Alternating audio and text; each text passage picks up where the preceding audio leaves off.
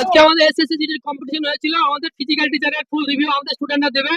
কারণ সবথেকে আনন্দের বিষয়, আমাদের এসএসসি জিডিতে যতজন পরীক্ষার্থী রান প্র্যাকটিস করতে নিয়মিত, তারা প্রত্যেকেই পাস করেছে আজকে। আচ্ছা, তার মধ্যে আমরা জিজ্ঞেস করবো হচ্ছে বিকি হালদার কই। আচ্ছা, প্রথমে হচ্ছে বিজন বিজন আচ্ছা, বিকি হালদার এর টাইম, তোমার টাইম কত, প্রথম টাইম কত লাগতো? 36 minute something. 36 second, 36 minute time লাগতো। আজ কিন্তু সে টাইমে ঢুকেছে 23 মিনিট প্লাস। তারপরে তোমার সেকেন্ড, তোমার 29 লাগতো টাইম আমার। 29 লাগতো, কিন্তু আজকে সে টাইমে ঢুকেছে। তারপরে ইমন, তোমার আমার 28 29 লাগতো, এখন 22.5 মারিস আজ। 28 এখন 22.5। তো এইভাবে কিন্তু আমাদের নিয়মিত হচ্ছে আমাদের ফিজিক্যাল টিচার। আচ্ছা, তোমরা বলো ফিজিক্যাল টিচার কেমন বলো?